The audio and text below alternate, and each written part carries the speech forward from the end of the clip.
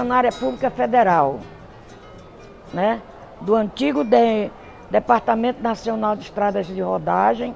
Fui dedurada por um funcionário público como subversiva e comunista.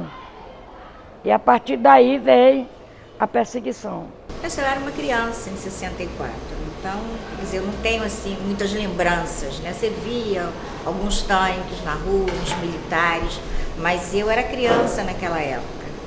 Então, quer dizer, eu não tenho assim uma visão clara, né? Eu via as coisas acontecendo, ouvia-se falar, eu devia ter 6, 7 anos, então isso é uma coisa assim que depois de adulta, que eu fui tomar noção do que foi o golpe de 64, qual a importância dele, né, para a sociedade brasileira, mas em 64 eu realmente não tenho essa vivência. Foi muito difícil, muito difícil. Não foi para qualquer um. Você vê que alguns estão loucos até hoje, né? Outros estão deficientes físicos, outros mortos, desaparecidos, né? Então foi um período muito difícil. Mas isso aí vai variar de acordo com cada pessoa, né? O meu dia a dia era uma coisa, dos outros, né? Tem gente que estava se beneficiando pela ditadura, ganhando dinheiro, posição social e tudo isso. Depende, né? Apesar de você amanhã há de ser outro dia. Eu pergunto a você onde vai se esconder da enorme euforia. Como vai proibir quando o galo insistir em cantar? Água nova brotando e a gente se amando sem parar. Eu não acho que tenha trazido benefício, porque foi um período de repressão muito grande, de censura, né? Você tinha privado seus direitos humanos, liberdade de imprensa, de expressão. Então eu não acho que tenha trazido benefício. Alguns setores da sociedade consideram benéfica a questão da ordem, a questão do período do chamado milagre econômico, grandes construções, mas eu particularmente não acho que tenha havido nenhum ganho. Quem conhece aí algum benefício histórico que a ditadura trouxe? Que se apresente, quem conhece isso, né? Não existe. Chora a nossa pátria mãe gentil, choram Marias e Clarices no solo do Brasil.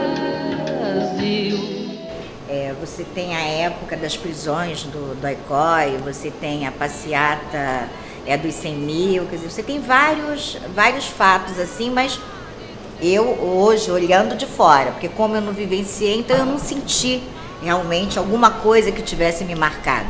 Eu acho que vários fatos aconteceram que marcaram não só a mim, como a sociedade brasileira como um todo. Por exemplo, na década de 70, eu tinha o quê? 12 anos.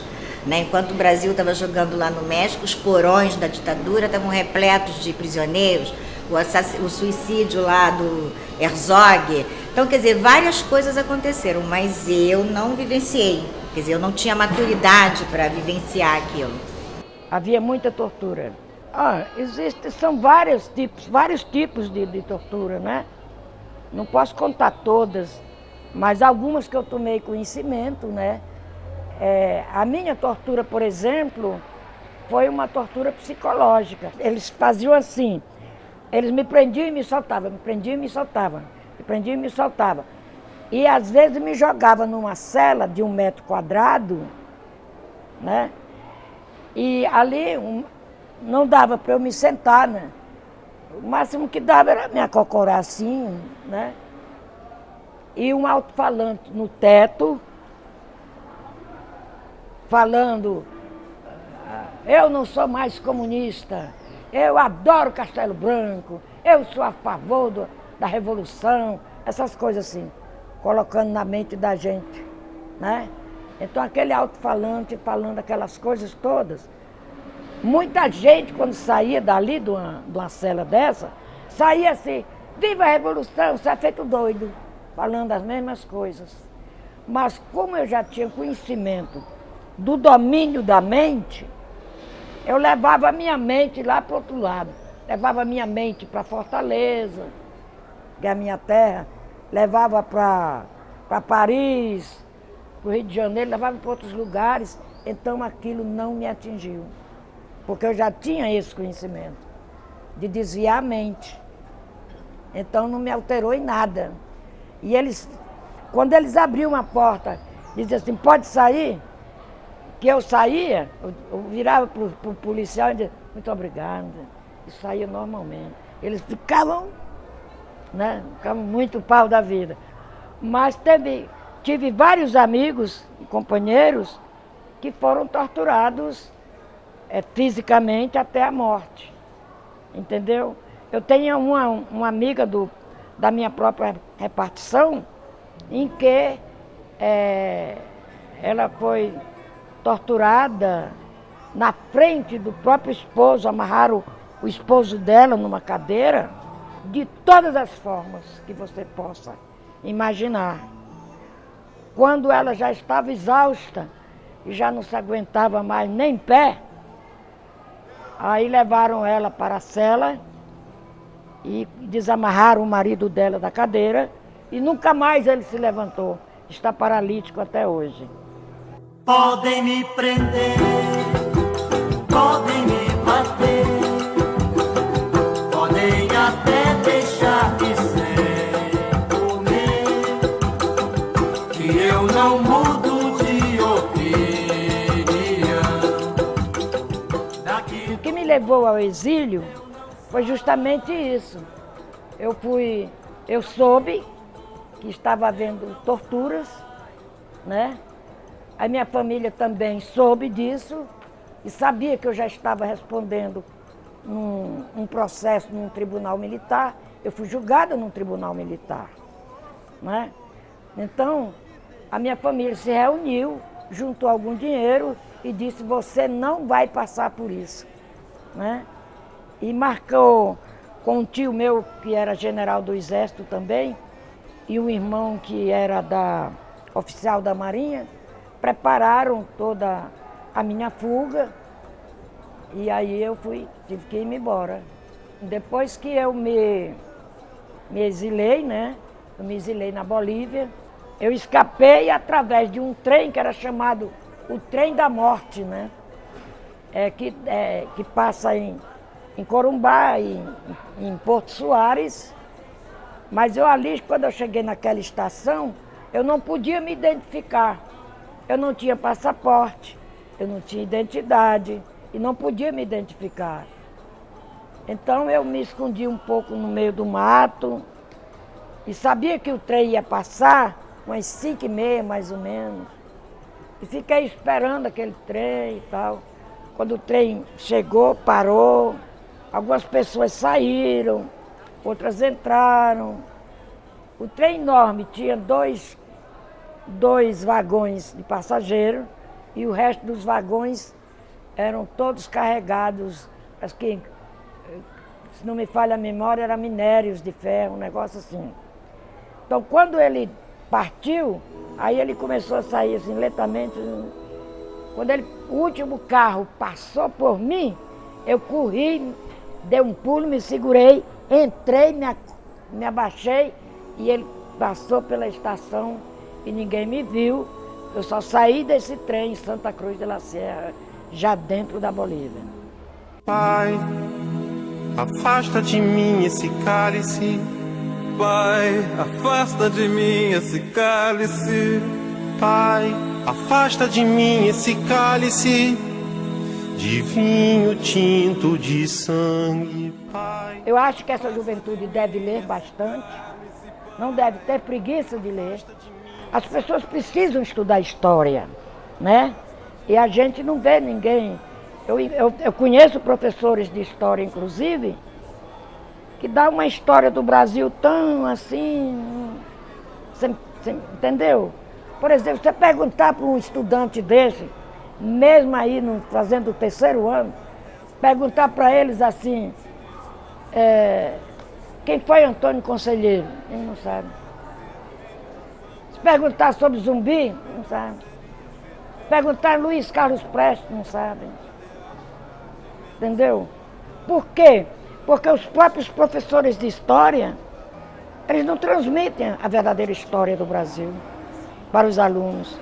E os alunos, por sua vez, preguiçosos, acham bom, pouca matéria, né? É isso. E depois de formados também, eles não procuram ler, né? Porque eu conheço professores de história que não sabem as coisas mais importantes do Brasil. Eu conheço. Entendeu? O que eu acho isso um crime. É mais um coração que deixa de bater. Um anjo vai pro céu. Deus me perdoe, mas vou dizer. Deus me perdoe, mas vou dizer. Nunca deixei de ser feliz. Nem preso, olha, imagina você. Quando mataram, assassinaram Che Guevara, eu estava na Bolívia, não estava? Eu estava exilada lá. Pois sabiam que eu conhecia Che Guevara, que eu conheci Che Guevara na União Nacional dos Estudantes, e depois eu me encontrei com ele já em La Paz, na Bolívia. Me prenderam 33 dias numa prisão incomunicável. A cama era de madeira, não tinha colchão não. Frio de 5 graus, não tinha cobertor também não. E em nenhum momento desse eu me senti infeliz. Entendeu? E se fosse para fazer tudo o que eu fiz, faria tudo de novo. Porque tenho consciência política. Eu lutei pelo Brasil, eu lutei pelo operário brasileiro. Eu lutei, por exemplo, eu lutei pelo... O soldado não tinha direito a votar nem... Não é? O soldado não tinha direito a votar. O marinheiro não tinha direito a casar, se lembra disso? São lutas nossas. A Petrobras, o americano queria tomar conta do nosso petróleo até. Então precisa a gente ir para a rua, gritar o petróleo é nosso, né? Então eu faria tudo de novo, entendeu? Eu não sei se eu ia aguentar já com essa idade, mas pelo menos eu ia tentar, ia. Acorda, amor, eu tive um pesadelo agora. Sonhei que tinha gente lá fora, batendo no portão. Que aflição era dura, numa muito escura viatura. Minha nossa santa criatura, chame o ladrão. Benefício histórico, eu acho que serve como uma lição daquilo que não se deve fazer, né? Eu acho que serviu mais como lição, né? De tantos anos que você fica reprimido, quer dizer, a falta de liberdade, o que ela ocasiona, a repressão, prisões, assassinatos. Você vê que hoje em dia tem ainda famílias procurando os ossos dos seus mortos para dar um destino, como é o caso do Rubem Paiva, que disseram que ele havia sido enterrado lá no Galeão, aí já reviraram a ossada. Quer dizer, até hoje a família não tem ossos que possa dizer, não, realmente eu tenho aqui, eu posso fazer um enterro, posso fazer alguma coisa, né? Dá esse ritual, né? Porque o enterro, o velório, na verdade, eu acho que isso é um ritual assim da modernidade. Então, você precisa de um corpo, você precisa de alguma coisa concreta para você poder fechar um ciclo, né? Então, muitas famílias ainda não conseguiram fechar esse ciclo desde a época da ditadura, porque faltam alguns elementos, né, para você poder findar esse ciclo e retomar a sua vida, recomeçar a sua vida. Era um dia, era claro, quase meio. Era um canto calado sem ponteio. Violência, viola, violeiro. Era morte em redor, mundo inteiro. Era um dia, era claro, quase meio. Tinha um que jurou me quebrar, mas não lembro de dor nem receio. Só sabia das ondas do mar, jogar a viola no mundo. Mas fui lá no fundo buscar. Se eu tomar a viola, ponteio, meu canto não posso parar, não. Quem me dera agora eu tivesse viola pra cantar. Quem me dera agora eu tivesse trouxe a viola pra cantar. Quem me dera agora. Eu tenho 8 livros já. Né? Tenho 8 livros. Agora, esse último que eu lancei é que tem um pouco da minha, é meio biográfico, tem um pouco da minha história. Tem os poemas, né? E eu conto a história, por que que fiz aquele poema. Esse aqui é o último livro que eu lancei, né? De lá para cá, Poemas e Memórias. Então, nesse daqui, eu conto por que que saíram, por que que fiz determinados poemas, tá vendo? Tem a prosa, né? O texto que conta por que que fiz. E muitos aqui são realmente da época das perseguições políticas. Quando eu estava fugindo do Brasil, né? Que eu encontrava-me num local onde era entre 3 países, Brasil, Argentina e Uruguai. Eu me encontrava ali naquele triângulo, né? Quando já estava tentando ir até Corumbá para pegar esse trem da morte, que foi o que me salvou. Aí eu fiz esse poema aqui, chama-se A Fuga, e aqui vem a história dele, né? Chama-se A Fuga. E que diz assim: encontro-me em um lugar onde só se escuta músicas sentimentais paraguaias. Já entrei em cena e como ator ou atriz, encontro-me também no palco do drama do exílio. A fuga é triste, é uma bambolina de solidão e de saudades. Contudo, seguirei o caminho para que mais longe do Brasil, com lágrimas me afaste.